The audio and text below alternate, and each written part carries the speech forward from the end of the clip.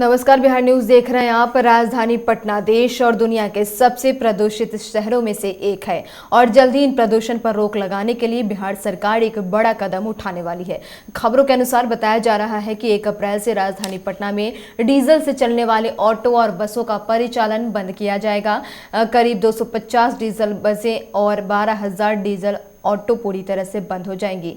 वहीं इसके जगह पर सीएनजी बसें और इलेक्ट्रिक बस, इसके अलावा सीएनजी ऑटो और ई रिक्शा चलाई जाएगी। पटना में अपराधियों का मनोबल इस कदर बढ़ चुका है कि वो खुलेआम पुलिस को चुनौती दे रहे हैं। बेलगाम अपराधियों ने जदयू नेता सैदानापुर नगर परिषद उपाध्यक्ष दीपक कुमार मेहता की घर के बाहर गोली मारकर हत्या कर दी। स्थानीय लोगों ने आनन फानन में उन्हें हॉस्पिटल में इलाज के लिए लाया, जहाँ डॉक्टरों ने उन्हें मृत घोषित कर दिया। फिलहाल पुलिस पूरे मामले की जाँच में जुट गई है। नगर परिषद के उपाध्यक्ष की हत्या बताई जा रही है। जी, ये जो इनिशियल इन्फॉर्मेशन आ रहा है, ये दीपक मेहता करके son of Shri late Ramji Prasad की कुछ शूटर्स हैं जो अभी तक आइडेंटिफाई हुए हैं। करीब 3 शूटर्स द्वारा गोली मारकर हत्या कर दी गई है।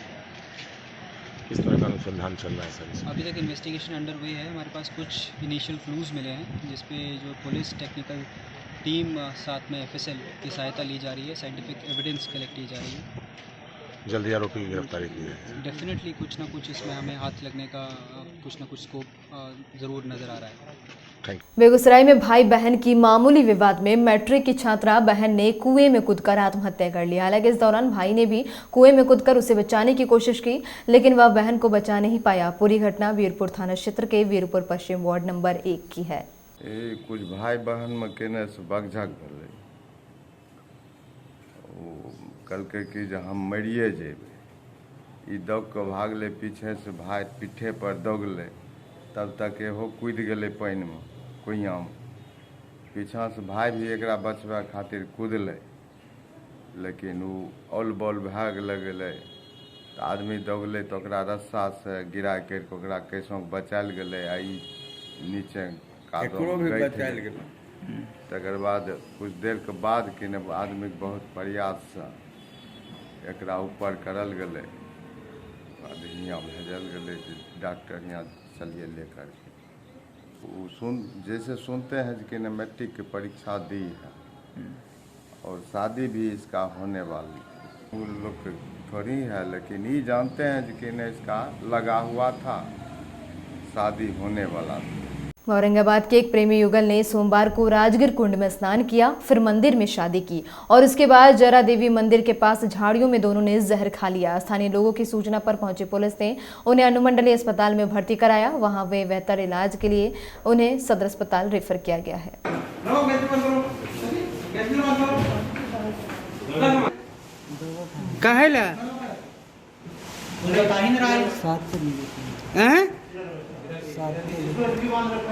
पत्नी तुम्हारी तो कौन है?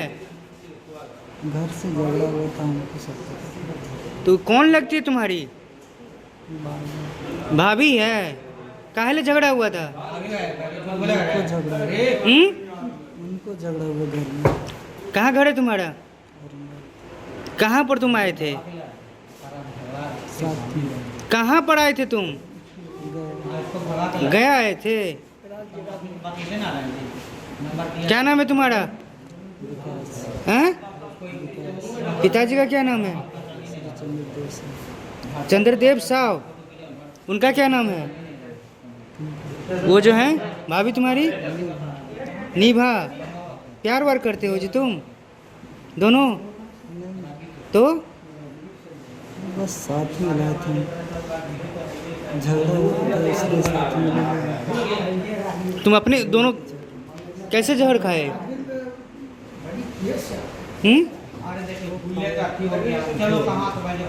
क्या चीज में मिलाकर खाए थे? तुम सिंदूर उंदूर दिए हो जी? हैं? तुम्हारे हाथ में भी लगा हुआ है? गरम कुंड में गए थे। नवादा में 11 अप्रैल को होने वाली रामनवमी पर शोभा यात्रा निकालने को लेकर रजौली के नीचे बाजार स्थित राजशिवाला मंदिर के प्रांगण में विश्व हिंदू परिषद और बजरंग दल के कार्यकर्ताओं की बैठक हुई। बजरंग दल के प्रखंड संयोजक पिंटू वर्मा की अध्यक्षता में आयोजित बैठक में 11 अप्रैल को रामनवमी के अवसर पर सुबह 11 बजे शोभा यात्रा निकालने को लेकर आपस में विचार विमर्श भी किया। शोभा यात्रा को लेकर रजौली नीचे बाजार में मंदिर में बैठक हुई। उस बैठक में सर्वसम्मति से 11 अप्रैल को शोभा यात्रा निकाली जाएगी, क्योंकि पिछले साल ये 2020 और 21 में कोरोना को लेकर शोभा यात्रा में बैंड था तो निकाली नहीं गई, लेकिन इस बार हर्षोल्लास के साथ रजौली के 15 पंचायतों से शोभा यात्रा निकलेगी और सब लोग एक जगह जमा रजौली में होंगे। विभिन्न मार्गों से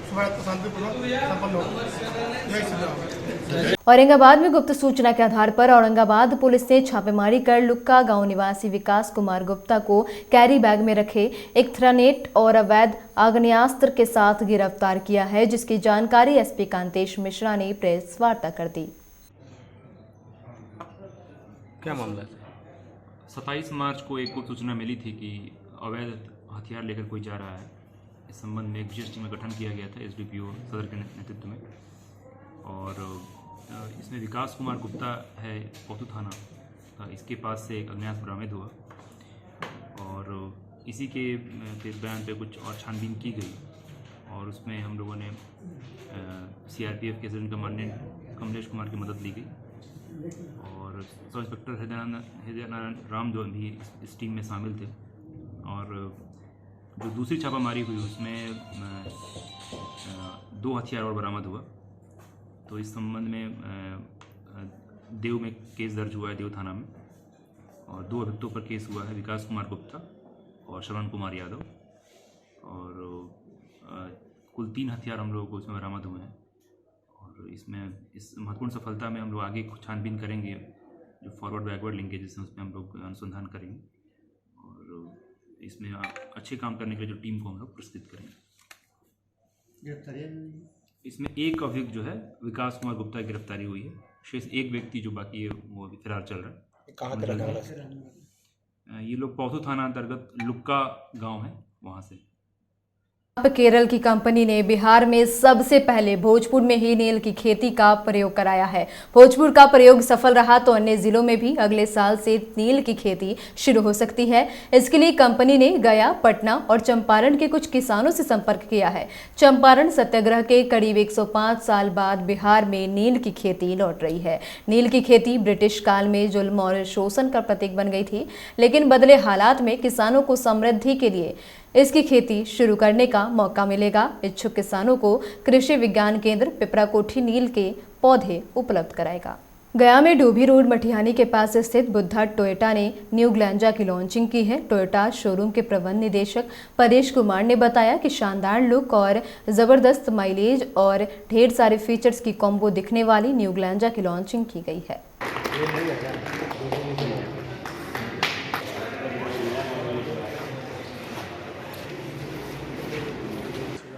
बहुत बहुत धन्यवाद आप सबका यहाँ आने के लिए। आज बुद्धा टोयोटा के लिए एक बहुत बड़ा ऐतिहासिक दिन है कि आज बुद्धा टोयोटा ने अपनी टोयोटा की नई कूल ग्लांजा को गया मार्केट में लॉन्च किया है। यह गाड़ी 2 साल पहले 2019 जून में टोयोटा के द्वारा लॉन्च की गई थी। 2 साल मार्केट में अपनी पकड़ बनाने के बाद, मार्केट शेयर बहुत ही अच्छा होने के बाद टोयोटा ने इसको फिर से कूल ग्लांजा करके लॉन्च किया है। कूल ग्लांजा का मतलब ये है, इसमें बहुत सारे नए एक्साइटिंग फीचर्स दिए गए हैं। पहली बार इस सेगमेंट की गाड़ी में 6 एयरबैग्स आए हैं। पहली बार इस सेगमेंट की गाड़ी में रेयर एसी वेंट है। पहली बार इस सेगमेंट की गाड़ी में हेड अप डिस्प्ले है और ये बहुत सारा एक्साइटिंग फीचर्स है। जैसा कि आप लोग जानते हैं कि हमारा जो भारत देश है वो यंगस्टर्स का देश है, यूथ का देश है, तो गाड़ी यूथ को ध्यान में रखते हुए बनाई गई है और हमको आशा है कि यूथ को ध्यान में रखते बनाने के बाद आशा है कि ये गाड़ी यंगस्टर को बहुत ज़्यादा पसंद आएगी, क्योंकि बहुत सारे एक्साइटिंग फीचर्स दिए गए हैं। तो गाड़ी हमारे पास टेस्ट ड्राइव के लिए भी उपलब्ध है और डिलीवरी के लिए भी उपलब्ध है। जो भी लोग बुकिंग करना चाहते हैं 11,000 रुपये से इसकी बुकिंग राशि हमारे यहाँ स्टार्ट है। आज से ही स्टार्ट है। आप बुक कर सकते हैं, गाड़ी की डिलीवरी भी ले सकते हैं, टेस्ट ड्राइव आप ऑफिस में भी ले सकते हैं। प्राइस रेट क्या है लोग? ये 6.39 लाख से स्टार्ट है। ऑन रोड क्या है? ऑन रोड इसका आपका 7.5-8 लाख रुपए से स्टार्ट है, मैंने ऑन रोड आता है। इसका टॉप मॉडल भी लॉन्च। हाँ, टॉप मॉडल चार मॉडल आपका मैनुअल में आता है, 3 मॉडल ऑटोमेटिक में आता है। सहरसा जिले में एक बार फिर अपराधियों ने लूट के दौरान ट्रक ड्राइवर की गोली मारकर हत्या कर दी। बताया गया कि ट्रक ड्राइवर नीतीश कुमार जमुई जिले से ट्रक में बालू लेकर सहरसा जा रहा था। उसी दरमियान सोनबरसा थाना क्षेत्र के माली चौक मैना के बीच भारत पेट्रोल पंप के पास ट्रक ड्राइवर को सीने में गोली मारकर लूट की बड़ी घटना को अंजाम दिया गया। ऐसे क्या घटना हुआ? हम लोग को जानकारी हुआ तो वहाँ पर अति लिए क्या जानकारी मिला? जानकारी फोन किया इसका अति क्या कहते हैं उसको खलासी फोन करने पे बड़ा गए वहाँ। हम तो घर थे, एक हमको भतीजा दिया उठवे दलान में, बाबू उठिए हमको कुछ हो तो ये पैसे नहीं बोली है, ये झीलिया के झीली का था नीतीश कुमार के ये गोली लग गया है, ये कुछ नहीं हो रहा है, ये अभी बच रहा। सीतामढ़ी के जिला मुख्यालय डुमरा में स्थित गव्य विकास संस्थान भ्रष्टाचार के आकंठ में डूबा हुआ है। विभाग में किसानों के द्वारा लगाए गए व्याप्त भ्रष्टाचार के आरोप को लेकर गव्य विकास संस्थान के क्षेत्रीय निदेशक यहां जांच को लेकर पहुंचे। जांच के क्रम में पहले से मौजूद दर्जनों महिला किसान और पुरुष ने जिला गव्य विकास पर अनियमितता का आरोप लगाते हुए उनकी पूरी संपत्ति के जाँच की मांग की है। प्रमाण है अनियमितता का आरोप यही है कि एक भी मवेशी की खरीदारी नहीं हुई है और अनुदान की राशि की बंदरबांट हुआ, सीधे 50% बंटवारा हुआ है, जिसमें विभाग के सारे स्टाफ मिलकर सब लोग मिलकर अपना खा पी गए। सीतामढ़ी जांच को देते हैं किस चीज का? एक्चुअली आरटी एक्ट क्या करते हैं, पेपर लिखे थे जिला पदाधिकारी को, तो ये अपना क्या कहते हैं डिस्ट्रिक्ट ऑफिस भेज दिए थे, तो डीएम साहब लिखे वो, ठीक है ना, उसके बाद सेक्रेटरी के वहाँ लिखे, तो सेक्रेटरी साहब के डायरेक्टर साहब है फॉर्म भरने के लिए। क्या हुआ है? 25,000 रुपया लिए हैं कि से आप लोगों से नहीं कोई आदमी सुनेगा, हम लोग जो कहेंगे वही सुनेंगे। अच्छा, तो हम लोगों का 25,000 रुपया दीजिए तब फॉर्म अप्लाई करेंगे। कब फॉर्म भरी आप? फॉर्म भरा हुआ तो कौन कहिए दीदी हमरा बिसर गेल छी। बताइए ना, 2 महीना 3 महीना? हाँ 6 महीना से ऊपर हो गया है। किस नाम से भरी हुई है फॉर्म? रीता देवी। रीता देवी के नाम जी। उनकी का फॉर्म भरी? गौ विकास का जी। तो गाय खरीद शराब तस्करों के लिए सेफ कॉरिडोर बनता जा रहा है कटिहार का रेलवे मानिया हॉल्ट। कटिहार जंक्शन के महज 6 किलोमीटर पहले लगभग प्रतिदिन बंगाल से आने वाली ट्रेनों से शराब के बड़ी खेप की तस्करी होती है। वहीं इसको लेकर उत्पाद अधीक्षक ने कहा कि रेलवे प्रशासन से बातचीत कर विशेष रणनीति बनाई जाएगी। विजुअल है क्या मानिया में उतरा जा रहा है? देखिए, मद्य निषेध विभाग के द्वारा प्रतिदिन जिला में जितनी भी सूचना संग्रहण के साथ जितनी भी कार्रवाई है, सारी अपेक्षित कार्रवाई हम कर रहे हैं। जो आपके द्वारा सूचना दी गई है उस पर भी हम काम कर रहे हैं और ट्रेन में पूर्व में भी छापेमारी जीआरपी के सहयोग से, आरपीएफ के सहयोग से उत्पाद विभाग करती आ रही है।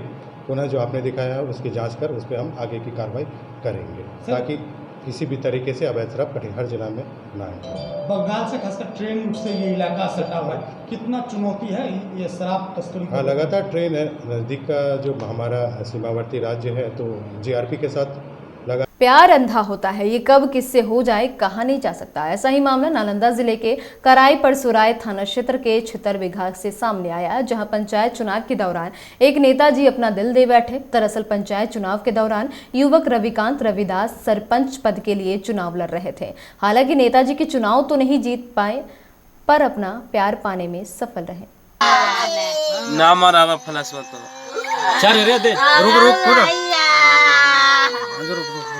आई बोल ना हवा छावड़ा दे अभी मजा अरे कच्चा लेता मेरा सब पूछे ना कि अपन मर्जी से कर रहे हैं। अरे जुबानिया तोरा जाए तू अपन मर्जी से शादी कर रहे ना हो, तोरा मर्जी हो ना बुआ। मुझसे पूछे अजी चुप तू अपन मर्जी से शादी करने लगे। काश के बोल आए कौची नाम आओ, कौची नाम आओ।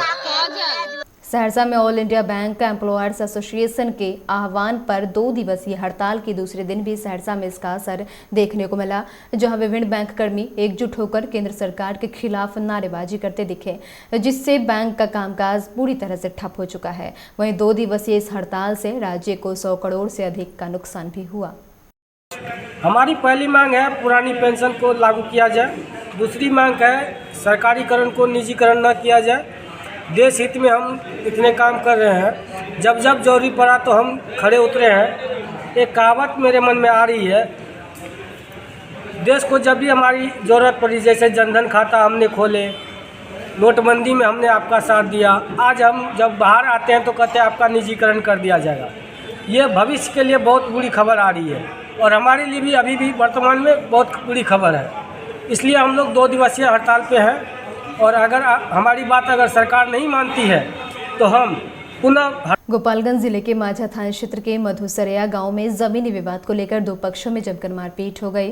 इस मारपीट की घटना में एक पक्ष से महिला समेत 4 लोग बुरी तरह से जख्मी हो गए, जिनका इलाज सदर अस्पताल में कराया गया। वहीं एक की स्थिति नाजुक बनी हुई है। फिलहाल इस घटना के बाद मौके पर पहुंची पुलिस ने मामले की जाँच शुरू कर दी है। बोलिए, दुर्घटना कब हुआ है? दुर्घटना सर 5 बजे के करीब में हुआ है। कारण क्या था? कारण सर ये था कि मुसाफिर चौधरी के साथ मिट्टी भरने की वजह से हम लोग पंचायती के डेट रखे थे, वही रखे थे पंचायती का डेट रविवार का दिन। हम लोग छापरा से आए तो इधर को बोले कि ठीक है और पहुँचा रहे हैं, और पहुँचा रहे हैं, वकील साहब को रखे हैं, वो नहीं आ रहे हैं। उसके बाद क्या हुआ कि बोल रहे हैं कि ठीक है अपने अपने आप लोग काम पर चले जाओ। उसके बाद अब मसौढ़ी प्रखंड के लखनौर बेदौली पंचायत में बिहार सरकार पंचायत भवन मात्र दिखावे के लिए रह गया है। ग्रामीणों का कहना है कि पंचायत सरकार भवन का निर्माण जनता की सुविधाओं के लिए किया था, लेकिन यह पंचायत सरकार भवन की सुविधाओं से जनता को फायदा नहीं हो रहा। आपको बता दें कि पंचायत सरकार भवन में जनता को ऑनलाइन की सुविधा को ध्यान में रखते हुए निर्माण किया गया था। लखनौर बेदौली पंचायत की जनता का कहना है कि ऑनलाइन आवेदन पत्र जमा करने के लिए मसौढ़ी प्रखंड कार्यालय में जाना पड़ता है। मसौढ़ी प्रखंड का लखनौर बेदौली पंचायत सरकार भवन मौजूद हुए हैं। मेरे साथ इसी पंचायत के इसी गांव के रहने वाले लोग भी यहां पंचायत सरकार भवन पर मौजूद हैं। ग्रामीणों का कहना है कि यह पंचायत सरकार भवन जो है विगत करीब 2 सालों से बंद पड़ा है। इन लोगों का कहना है कि यहाँ पंचायत की जनता की सुविधा के लिए यहाँ पंचायत सरकार भवन का निर्माण तो अवश्य हुआ, लेकिन ये पंचायत सरकार भवन जनता के हितों के लिए कितना उपयोगी साबित हो रहा है ये तो स्पष्ट पता चलता है कि ये देखिए पंचायत सरकार भवन का ये ताला है जो वर्षों से बंद पड़ा है। यह ताला 2 वर्षों से न खुला है और भविष्य में लगता है कि इसके लिए सरकार चिंतित भी नहीं है, क्योंकि आम जनता की परेशानी से उनको क्या मतलब है। बनाया तो गया था जनता की सुविधा के लिए, क्या सुविधा मिल रही है पंचायत? कोई सुविधा नहीं मिल रही है। यहाँ बंद है, ताला बंद रहता है। हम लोग को जाना पड़ता है मसौढ़ी, जातीय वासी हो, वृद्धा पेंशन हो, विधवा पेंशन हो, किसी तरह का कोई कार्यक्रम ब्लॉक से होना है तो ब्लॉक जाना पड़ता है। यहाँ से भाड़ा लगता है 20 रुपया मसौढ़ी जाने के लिए। करोड़ों करोड़ रुपया की संपत्ति बना के सरकार पड़ा हुआ है, इसी कोई ध्यान नहीं सरकार का। हम लोग वीडियो को भी एक बार बोले हैं, कोई सुनवाई नहीं है। कितने सालों से बंद है? लगभग 2016 में 15 में उद्घाटन हुआ तो बंद है वो घड़ी सर, बंद है उस समय से। कोई अभी नहीं करता स्टाफ यहाँ। उद्घाटन तो अवश्य हुआ, जनता के उम्मीद को जगाया गया कि जनता का काम किया जाएगा।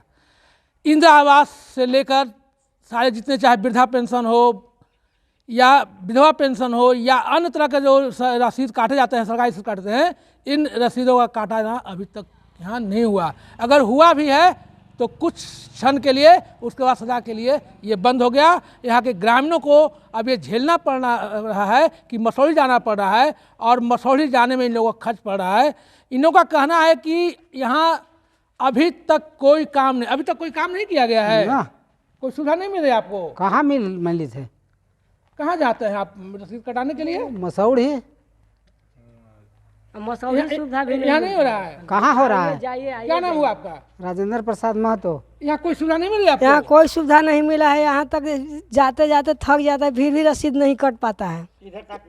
तो यहाँ तो जो यहाँ रसीद काटने के लिए ऑनलाइन के लिए देखिए लिखा हुआ है ग्राम पंचायत विकास योजना। तो यहाँ सर कोई आती है तब ना कटती है सर। यहाँ तो कोई सुविधा हमने के मिलवे न कर लिया आज तक ले।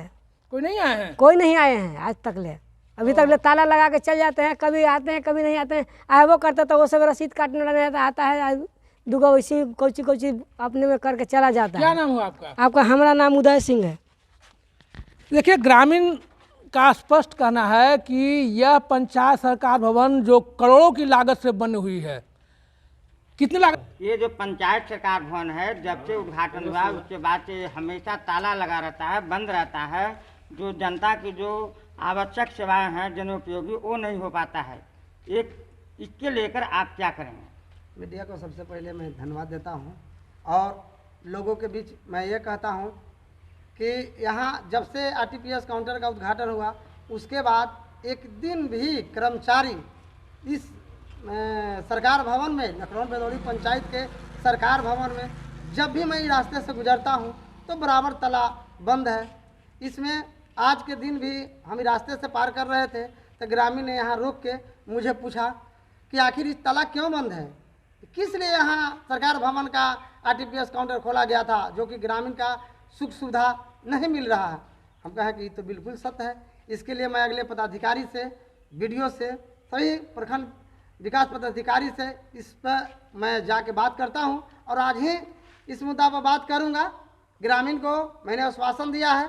अभी तत्काल भी इस सरकार भवन पर मैं खड़ा हूं और यहाँ तालाबंद है, किसी कर्मचारी यहाँ नहीं है। लोगों का मसौड़ी एक आवासीय, जातीय और वृद्धा पिरतिल के लिए 10 किलोमीटर दूर जाना पड़ता है। उसके लिए लोगों को 50 रुपया किराया भरना पड़ता है। गरीब गुरबा को असुविधा होता है। इसलिए यहाँ आरटीपीएस काउंटर पर हमारे प्रखंड पदाधिकारी यहाँ सेवा दें, लोगों को सुविधा मिले। बेगूसराय में ट्रेड यूनियनों की हड़ताल के दूसरे दिन भी विभिन्न जगहों पर NH 31, NH 28 और SS 55 जाम कर विरोध प्रदर्शन किया गया। शहर के बस स्टैंड के पास गाना गाकर और डांस कर लोगों ने NH 31 को जाम रखा। जाम में शामिल युवक जहां बेरोजगारी को लेकर सरकार पर PhD करने और अलग अलग संपत्ति बेचने का गाना गाते दिखे, तो वहीं 2 युवक NH पर डांस करते भी दिखे।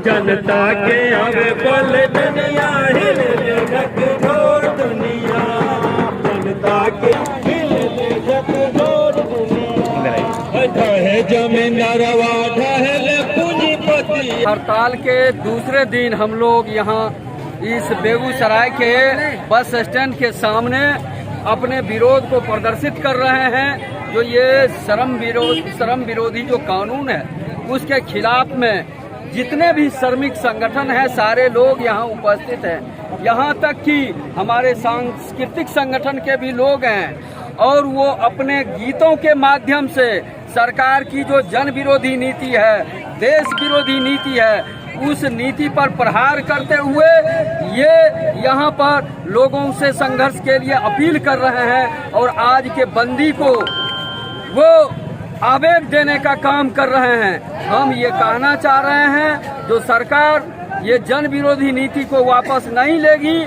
तो हमने जिस सरकार को बनाया है तो हमारी वो ताकत है जो इस सरकार को हम चूल पकड़ करके नीचे भी गिराना जानते हैं और ये हम करके रहेंगे। केंद्रीय ट्रेड यूनियनों के आह्वान पर जो हमारा आज आम हड़ताल का दूसरा दिन है, हम सरकार से मांग करते हैं कि मालिक पक्षीय कानून, श्रम विरोधी कानून बनाया है श्रमिकों के विरोध में, जो मालिक पक्षीय कानून बनाया है इसमें बदलाव करे। एक दूसरा है निजीकरण को सरकारी संपत्ति को बेचना बंद करे। तीसरा है स्कीम वर्कर्स, आंगनबाड़ी आशा कर्मी जो भी हैं उसको सरकारी कर्मचारी का दर्जा दे, मानदेय नहीं उसे वेतन दे। चौथा सवाल हमारा है कि देश के अंदर में काफ़ी बेरोजगारी है। स्थानीय कल कारखाने में जिस जिले में हो, स्थानीय नौजवानों को रोजगार व्यापक पैमाने पर दिया जाए। और लास्ट में हम ये कहना चाहते हैं कि सरकार शिक्षा का निजीकरण और कमर तोड़ महंगाई जो किया है, इस महंगाई से जनता को निजात दिलावे। नवादा जिले के अकौना गांव में सुखदेव मिस्त्री के पुंज में अज्ञात लोगों के द्वारा आग लगा देने के कारण हुई मारपीट की घटना में 2 लोगों के हाथ टूट गए।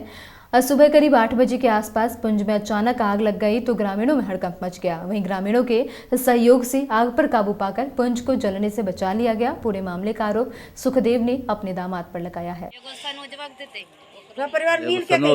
सनोज कौन है? भाई है। अच्छा, उसका भाई है। तोर घर में आप करबे कोई चीज तो घर में तोरा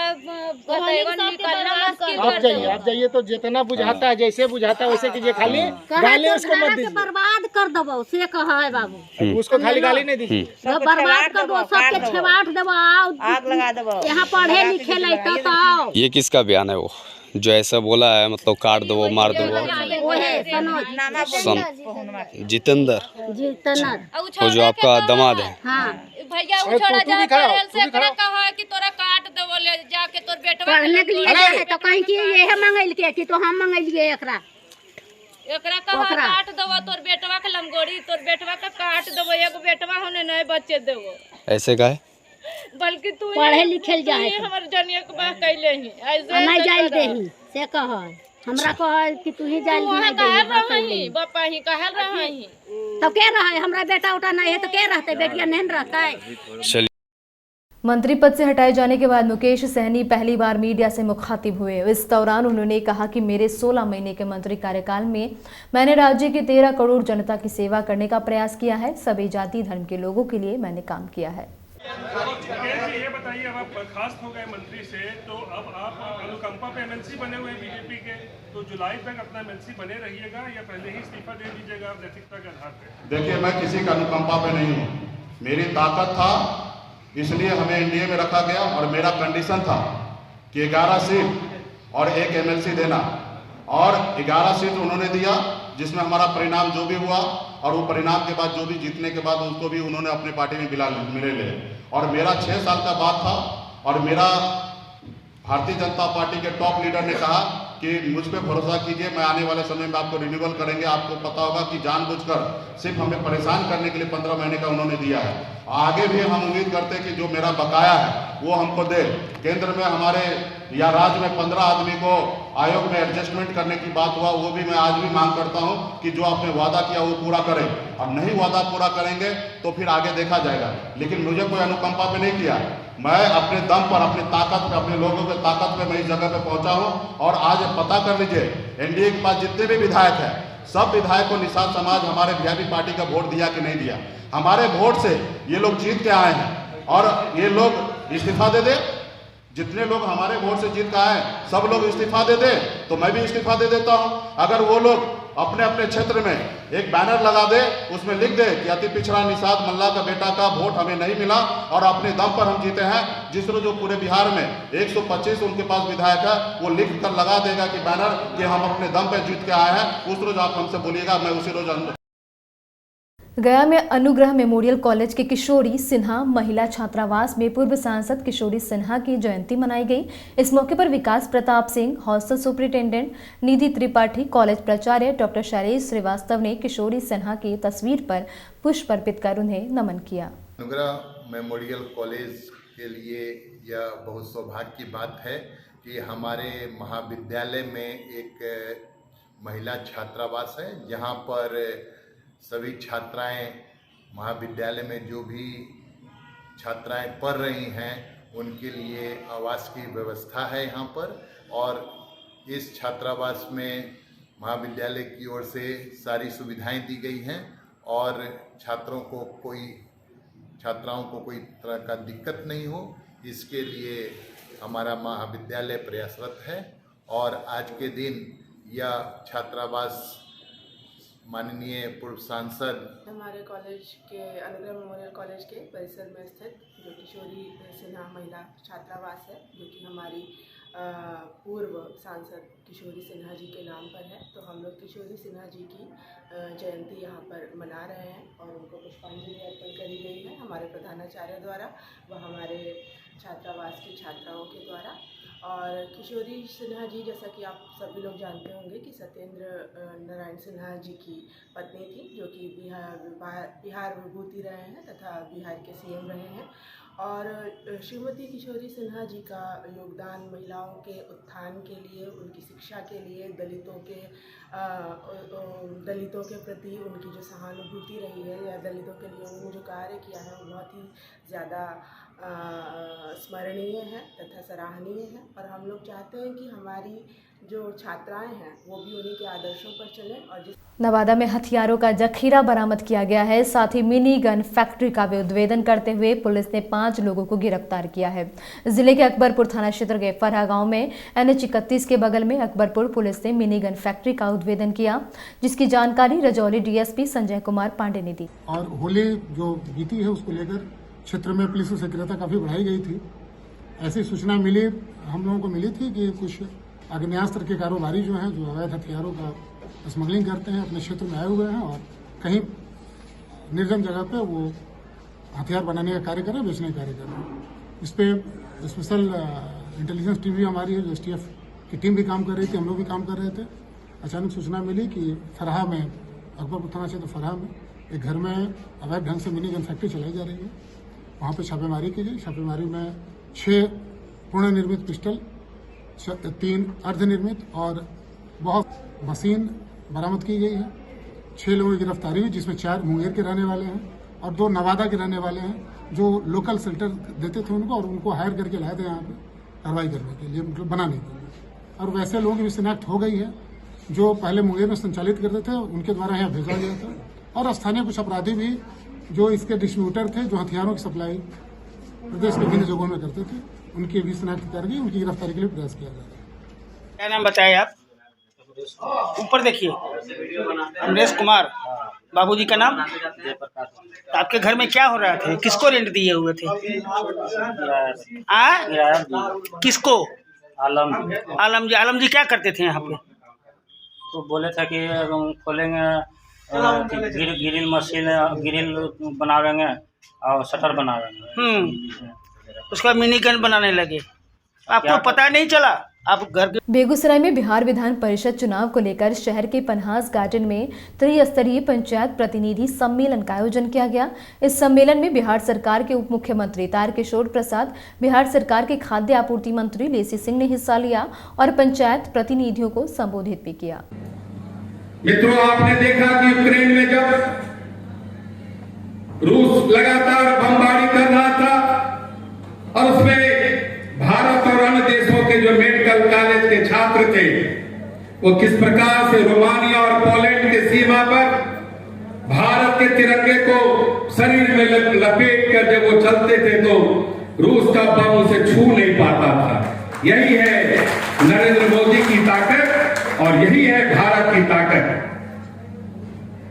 और भारत के बच्चों को तो आप छोड़ दें, जब पाकिस्तान और बांग्लादेश के मेडिकल कॉलेज के छात्र जब तिरंगा को लपेट कर निकलता था तो रूस का बम, जो बरसक विमान था या जो बम बरसाने वाले लोग थे, वो सिर्फ तिरंगा देखता था, पाकिस्तान के उस छात्र को नहीं देखता था। और यही तिरंगा की साख है और इस साख को भारत के यशस्वी प्रधानमंत्री श्री नरेंद्र मोदी ने कायम करने का काम किया। मित्रों, जब आप रजनीश कुमार को अपना मत देंगे, वरीयता का क्रमांक 1 चिन्हित करेंगे, उससे सिर्फ रजनीश कुमार की जीत नहीं है, वो जीत सिर्फ तारकिशोर प्रसाद की नहीं है, बहन लेसी सिंह की नहीं है, मंच पर बैठे तमाम जो हमारे बेगूसराय के सम्मानित नेतागण है, सिर्फ उसकी जीत नहीं है। यह जीत श्री नरेंद्र मोदी और श्री नीतीश कुमार की जीत है। मित्रों, आप ऐसे नेटवर्क से जुड़ने वाले हैं जो ताकत सिर्फ रजनीश की ताकत नहीं है, वो नीतीश और नरेंद्र मोदी की भी ताकत होगी। मित्रों, आप ऐसे मतदान में भाग लेने के लिए आने वाले दिनों में आप आगे बढ़ रहे हैं। हमारी सरकार ने जो ताकत दी है, वो ताकत की चर्चा गांव के चौपालों में, घर आंगन में होनी चाहिए। तभी हम रजनीश कुमार जी को विजय के लक्ष्य तक पहुंचाने में पूरी तरह से कामयाब होंगे, ये हमारा आपसे आग्रह है। मोतिहारी से एक खबर सामने आई जहां सोशल मीडिया पर एक वीडियो जमकर वायरल हो रहा है। वीडियो में पूर्वी चंपारण जिले के रक्सौल नगर परिषद के सफाई निरीक्षक होली के मौके पर जमकर शराब के मजे ले रहे थे। इतना ही नहीं बल्कि यह कर्मी अपने माथे पर शराब से भरा ग्लास रखकर झूमता भी नजर आया। इस वीडियो के वायरल होते ही पूरे नगर परिषद में हड़कंप मचा है। हालांकि बिहार न्यूज इस वायरल वीडियो की पुष्टि नहीं करता है।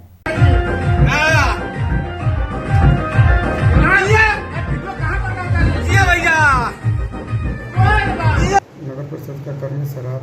सोशल मीडिया के माध्यम से एक ऐसा वीडियो हमें प्राप्त हुआ है जिसमें कि रक्सौल के सफाई निरीक्षक के द्वारा जो है कथित रूप से होली के दिन शराब का सेवन करने की बात सामने आई है। इसको लेकर एसडीपीओ रक्सौल को निर्देश दिया गया है कि इसमें विधिवत जांच करके कार्रवाई करेंगे और इसकी रिपोर्ट जल्द ही मिल जाएगी। और फिलहाल इस बुलेटिन में इतना ही। तमाम अपडेट्स के लिए बने रहें बिहार न्यूज के साथ। नमस्कार।